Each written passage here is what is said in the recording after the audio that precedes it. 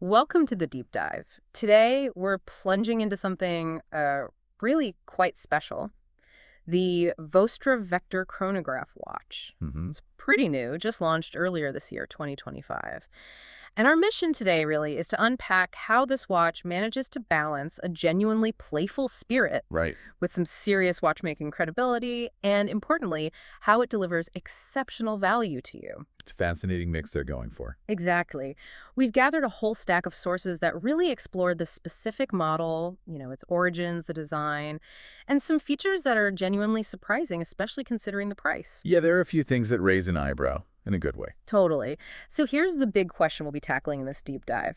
What actually happens when a brand, one that's known for really rugged utilitarian tool watches, Like RZE. Yeah. decides to pivot, to venture into something totally different, something focused on fun, on creativity, but, and this is key, without actually compromising on quality? That's the tightrope they're walking. Let's see how they do. Let's unpack it. So to really get the Vostra Vector, we have to start with its roots, right? It's described as a sibling brand to RZE. Hmm. For us, for you listening, what does that family connection actually mean? How does it set Vostra apart? Well, it's interesting because RZE is already, established. They're a reputable outdoor adventure brand. Right, known for tough stuff. Exactly. Function-first tool watches, often titanium, and they consistently offer, really strong value for money. Okay. Vostra, though, it has this significantly more lighthearted feel. It seems it specifically exists to create watches that just don't fit into RZE's very utilitarian lineup. Ah, so it's like their creative lab. Pretty much. Think of it as the RZE team's dedicated creative outlet, a place to play with ideas that wouldn't work under the main RZE banner. That's a cool concept, a creative playground. But sometimes creative can mean, less practical or maybe not as tough. Does Vostra keep any of that core RZE quality, or is it all about the looks? No, not at all, actually. While Vostra is definitely at a more affordable price point, the forces are really clear. No compromise on the core quality. Okay, that's important. Yeah, it's run by the same people. Mm. Designed, manufactured by the exact same teams doing the RZE watches. So you get that similar attention to detail RZE is known for. So where does the affordability come from then? It's about making smart choices. They forego some of RZE's premium features, like Okay. their signature titanium cases or automatic movement. But So, except for instance, the Vostra Vector we're talking about today. It's crafted from sandblasted stainless steel, and it's powered by a Meca-Quartz movement. Ah, okay. Different materials, different engine inside. Right. Totally different from RZE's usual titanium and automatic calibers. Yeah. It's a deliberate choice, really, to hit that value mark without sacrificing the build integrity. All right, now that we've kind of unpacked Vostra's unique spot as RZ's creative sibling, let's really focus on the star today, the Vostra Vector itself. How does that playful spirit actually show up in the design? What's the look it's going for that feels both modern and, well, a bit vintage? Yeah, the look is definitely a mix. It pulls from both modern and vintage design cues. Yeah. You see these retro-inspired details, but the whole thing feels absolutely like a modern watch. Oh. It comes in three pretty vibrant colorways right now. Yeah. Electro yellow, atomic blue, and gamma gray. Electro yellow sounds bright. Oh, yeah. And the gamma gray, for example, it's this warm gray, almost taupe kind of color on the dial, but then it has these little pops of teal accents. Gives it a really unique, sort of sophisticated but still fun character. Electro yellow and atomic blue sound like something out of, I don't know, retro sci-fi. Yeah. And gamma gray with teal, it's like they're saying, yeah, we're fun, but also kind of cool and understated. Like, Beyond those cool visuals, though, a watch really shows its character in the build and how it feels, right? So when you actually pick up the Vector, does it live up to that promise of serious watchmaking credibility despite the playful look? it really does. Yeah. The solid stainless steel construction gives it this reassuring heft. You pick it up, and it feels much more premium than what the price tag might suggest. Good weight to it. Definitely. And the case itself is entirely matte sandblasted. Very angular design. It's got this distinctive 12-sided bezel and these hooded lugs. Hooded lugs, explain that a bit. So the lugs where the strap attaches, they sort of curve down Mm. and partially hidden by the case shape. Gives it a very integrated, smooth look on the wrist. Creates almost a tonneau-shaped profile, barrel shape. Ah, okay, got it. Sleek. Yeah. Dimension-wise, it's very wearable. 40-millimeter diameter, pretty slim at 11.6-millimeter thick, standard 20-millimeter lug width, and then 47-millimeter lug-to-lug, which is a good size for a lot of wrists. Okay, and this is where it gets really interesting for a watch in this price range, I think. What are some of those surprising details that really make it stand out? Right, this is where Vostra really shines. For this kind of money, you usually expect like acrylic or maybe mineral glass, Standard stuff? Yeah. but the Vector, it boasts a flat sapphire crystal, and it even has anti-reflective coating on the inside. Wow. Okay. Sapphire at this price is a big plus. Huge plus.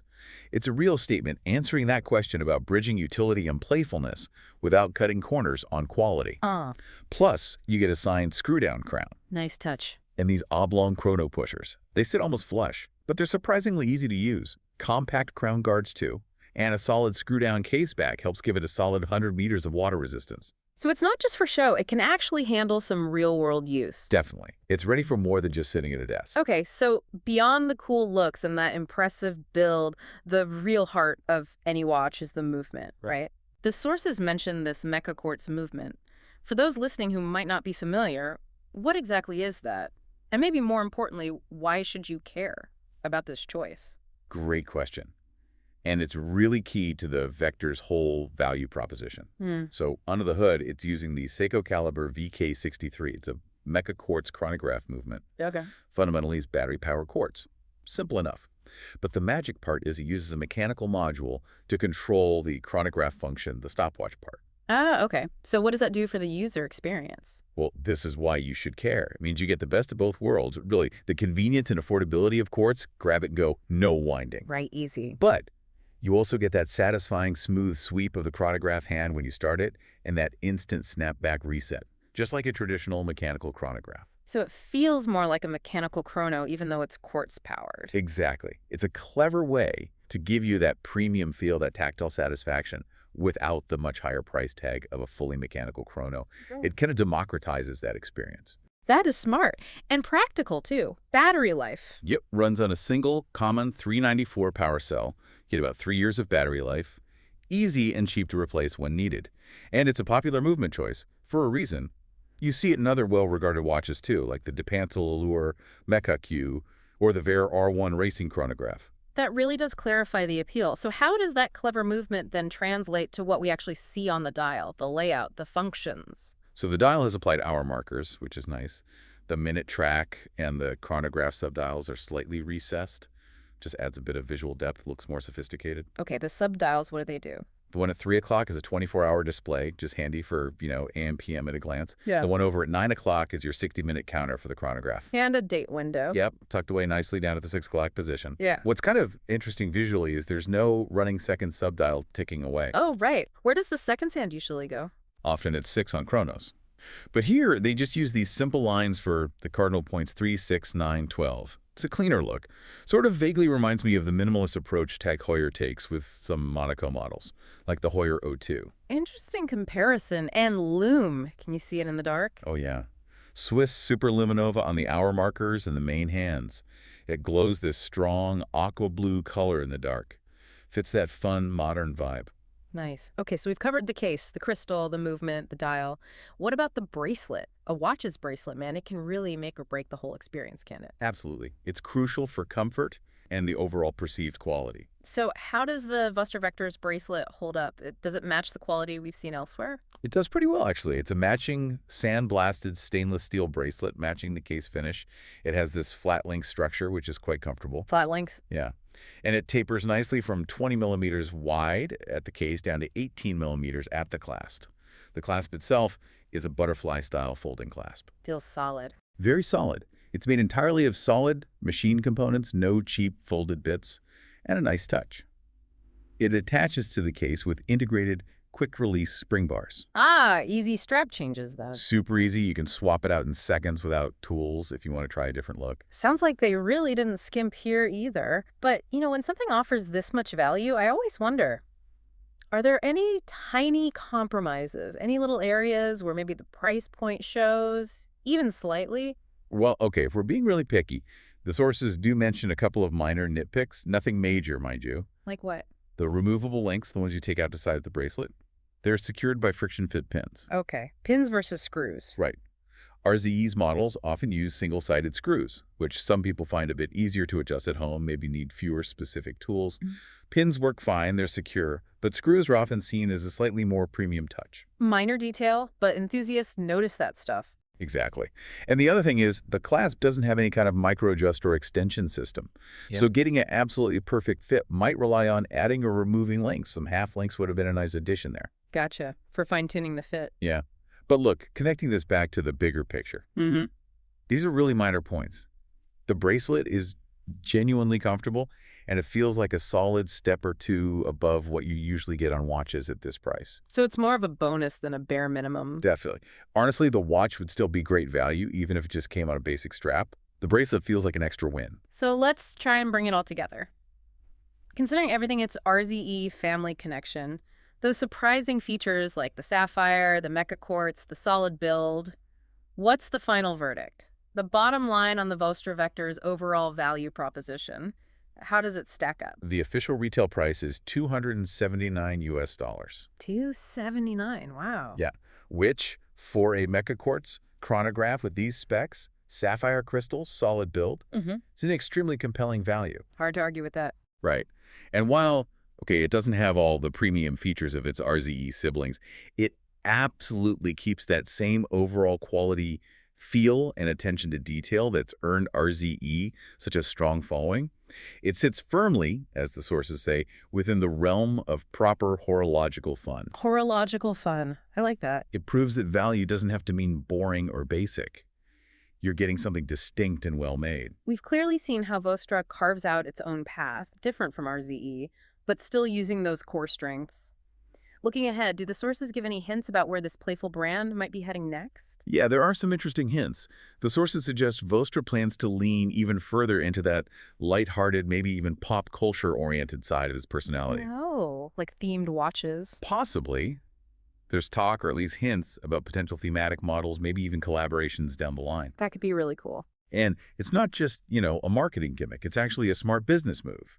By having Vostra as this dedicated playground, RZE can experiment. They can take risks, try new designs, test movements maybe, without messing with their main brand's established identity. Ah, so it's like a safe space to innovate. Exactly. It lets them be more agile, gather feedback on new ideas in a market that loves novelty, all without diluting the core RZE message. Pretty smart for navigating a traditional industry like watchmaking. This is where it gets really interesting, I think, for the wider watch world. Yeah. This whole idea of a creative space brand nested inside a more established, maybe more serious company.